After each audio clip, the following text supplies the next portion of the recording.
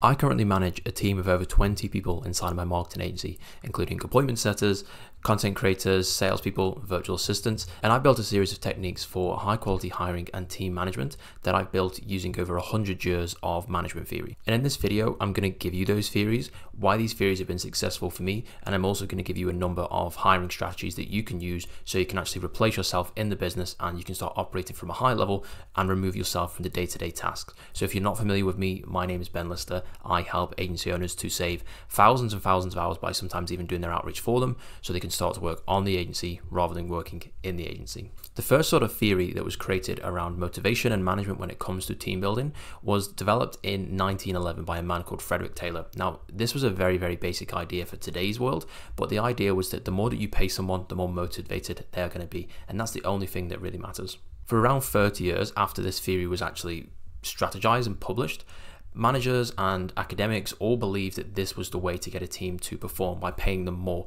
This is why people were paid with bonuses, there was performance-based fees, and it also created a very rigid structure inside of businesses. So employees knew their roles, they knew what tasks they had to do, their responsibilities, and it created quite a vertical structure inside of many top businesses. There was later a theory that was published by a man named Frederick Herzberg in around 1960 or so, and his idea was called the two-factor theory. Now, there's factors that can satisfy a worker or an employee, and there's factors that can dissatisfy a worker. So he made the distinction between things that actually needed to do to make a worker, just at that normal level where they were okay, and then there was levels that made him go above that, and so they were actually satisfied, right? So factors that would dissatisfy someone would be something like a salary, right? So no salary at all would dissatisfy someone. A low salary, of course, would dissatisfy someone, but having a moderate salary wouldn't actually satisfy that person. It would just do enough to not dissatisfy them. But then there are many factors such as recognition and achievement and responsibility, which would actually satisfy employees, right? So if they weren't there, the level of dissatisfaction might be very low, but the level of satisfaction would be zero, if that makes sense. So they would almost be at a neutral if everything else was met, right? But these would help to satisfy workers, which would increase motivation and which would increase actual work output and productivity. So things like poor working conditions and bad company policies and a bad salary would be all things that would dissatisfy employees, but if they were met, it would almost be seen as like a minimum standard, like something that had to be done. And so this is the distinction between Herzberg and Taylor, and this is really how management theories have evolved throughout the 1900s, and basically people have understood that it's not just a case that you need to pay more and just give them more sort of bonuses and benefits. It also comes from the fact that you need to give responsibility, achievement. You need to create a sense of team and belongingness. And next comes Maslow. Now, we've all heard of Maslow's hierarchy of needs, but if you haven't, it's just a step-by-step process where someone can actually reach the peak of their motivation. It starts off with your physiological needs, which is like food and shelter, and then there's safety, so access to healthcare and a property that can make you safe, so not just any sort of shelter. Next is belonging, so the idea of being inside of a team or a family or a unit. And then next is self-esteem, so that's the idea of having respect for yourself and recognition. And then finally is self-actualization, which is basically wanting to achieve the best possible version of yourself. Now, we want all of our team members to be at that self-actualization point. The reason being, because if they don't have the other four stages met, then that's what they're going to be focusing on. They're going to be focusing on their physiological needs, their safety needs, their need of belonging or self-esteem. And we don't want that to happen. The reason for that is because we obviously want them to strive to be the best version of themselves possible. And if they are doing that, then that means they're working hardest, they are the more motivated, and they're willing to push themselves to limits that, maybe they didn't even think were possible, right? But if these needs aren't met below, if you're not paying them enough, if you are not creating a team environment, if you are not giving recognition where it's due, then you're going to miss out on this. And your team members, of course, are not going to be at that self-actualization level. Now, in a wider theory of things, it's actually very difficult for one person to reach that point. Many people, especially in the Western world, would say that they are not at that point, even if they're making, an average salary, right? But of course, you can do this for many of your team members. For the parts that you can do yourself, of course, there's things like inside of belonging, which comes to like family and things like that, which of course you can't do as a manager. But when it comes to paying people enough, adding recognition, and basically creating that team environment where people feel like they're working towards something and they are contributing to a wider goal, then this is when you're going to have to push your employees further up that pyramid and up towards self-actualization. Now, this isn't going to work for literally every single team member, of course. You're going to have people who, don't have certain needs met or focus on other things, or people just aren't interested in actually becoming the best version of themselves for one reason or another, right? And that's a whole nother topic in terms of psychology, and it's probably a lot more advanced than what I'm capable of, to be honest with you. But in terms of these theories, you can actually use these theories, over 100 years of theories right there to build a team to motivate your team and to create an environment where you actually are able to hire the best people so that the best work can be done.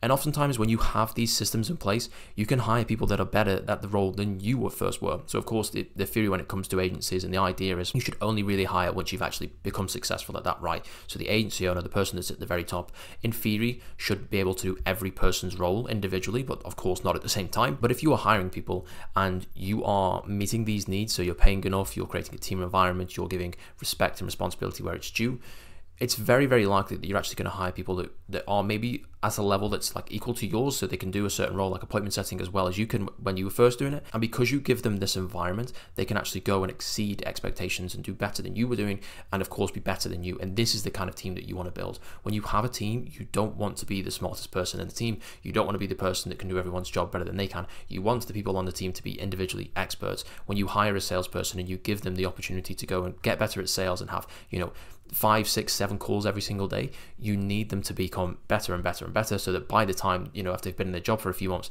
they're actually better than you are. And that's the idea that we want to go for. And of course, if you do that, then you consistently build team members who are better than you and who are performing at a better rate than you ever were, then this is how you remove yourself from the business. It means that you can just leave the business, manage a few people from time to time. It really is the definition of like a 4-hour work week at that point, and you're going to make a whole ton of money just by doing virtually nothing at this point. And this is kind of the goal for a lot of agency owners. Of course, you might want to scale to crazy heights and steer the ship the whole way to the top, but this is definitely the goal for many agency owners. Now, in terms of hiring, I've actually used 2 methods successfully. So the first one I like to call the trial and error method. This is basically where you send out some kind of job post, whether it's on Upwork or Fiverr or websites called like Online Jobs, different things like that. And you can basically have a task, like let's say if you're hiring a virtual assistant to do your lead sourcing, you can have a task. You obviously need to build an SOP to do this.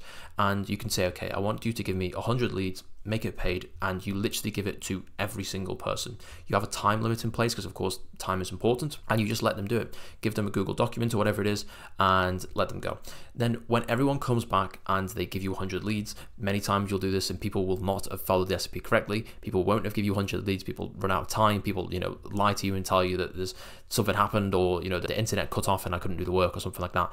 But you can quickly weed out those people, right? So if you had an interview process where you just ask them a few questions and stuff like that, maybe you ask them like, who's your favorite lead sourcer or something like that, it's not going to work, right? I've hired people that have been very good in interviews, and it comes to the job and they're not as good as I thought they would be, just because, they speak really well and they present their information really well, doesn't mean they can do the task. And so when I'm actually going and giving these people tasks, I can see firsthand what the result is going to be like and what I can expect. And when it comes to the actual results, like let's use the example of lead sourcing again.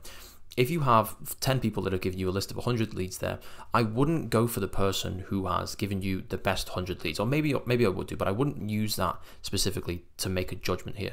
What I would do is I would use specific traits like how many questions did they ask, how quick did they do it, what was the process like. I want someone who's actually coachable inside my business, and I can say, let's change this, do this instead, and they can pick up on it quickly and make changes. Because if you have that, then this is the potential where you can have someone who is actually better than you. So 6 months time, 12 months time, this person's going to be way better than you ever were. And this is how you start to replace yourself, right? And oftentimes you will hire someone for the role, and let's say you've done these test assignments and you have 10 people, you pick the best one, and as time goes on, maybe the work isn't as good as you were expecting, maybe the person isn't as coachable as you were expecting. So of course you can just simply rehire one of the people that did the test assignments before. So reach out to them again, say, we're opening this role again, we're looking for someone else, would you be willing to come on board? And then you have that ability to do that, right? And someone's ability. And oftentimes if you've had 10 people that have given you a test assignment, maybe 3 of those will be okay, 4 of those will be good, and so you can pick between those. I usually find that about 3 hires is average for finding the person that I want to hire. So if I'm looking for a lead sourcer, I know that I might have to go through 3 different lead sources to get the person that I think is actually up for the job. And this is just the nature of hiring. And the good thing about working in an agency and working with freelancers is you can have that flexibility where basically if someone isn't given the work that you want them to, if the ability and if the output isn't as strong as it should be, then you can make that change, which is a huge benefit. Next, we have what I call the referral method. Now, this only works for tasks where you can have multiple of these people. So let's say, for example, an appointment setter, you might have a team of appointment setters, whereas you're not probably going to have a team of client success managers, maybe only 1 or 2, right? So if you are looking to aggressively scale how many appointments you're generating and you want to hire a lot of appointment setters, this works well. And let's say you have one appointment setter right now, okay? And this appointment setter does pretty well. They've learned quite a lot. They get good results. They are pretty easy to work with, and they get stuff done all the time, right?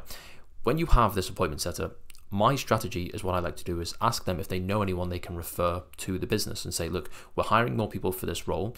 I would like you to refer some people to us. You can obviously give them a bonus if you hire people and stuff like that.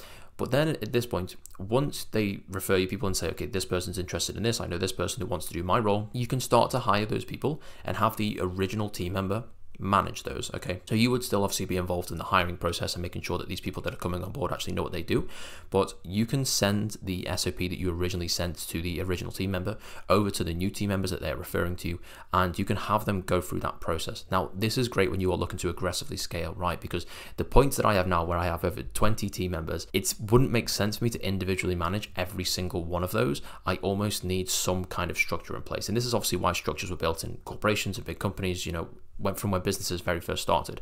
And the idea here is that you have your original team member manage that team, okay? So let's say an appointment setter, you now have a head appointment setter who also still does appointment setting, but they now take on a much more managerial role, right? They are responsible for the team members that they are bringing on, right? And of course this works well because it gets good results because that person that was the original team member knows what they're doing and they are now responsible for that. So it's their responsibility to make sure stuff is going well. So if appointments start to drop, if the quality starts to decrease, they know why that is happening because they've probably experienced this problem before, just like you have. So it's almost like you have like another person in like the management team. This works really well. I've done it for a bunch of different roles now, and this is one of the reasons why I can have such a large team. So if you are looking to sign more clients on a done-for-you basis, go ahead and click the first link in the description. We're not going to ask for your email or your phone number or anything like that. It's literally just a video of me explaining how we do things and my company. But yeah, if you liked the video, go ahead and click the like button. Comment anything you want me to cover below and subscribe if you want to see more. Appreciate you watching this one to the end. Cheers.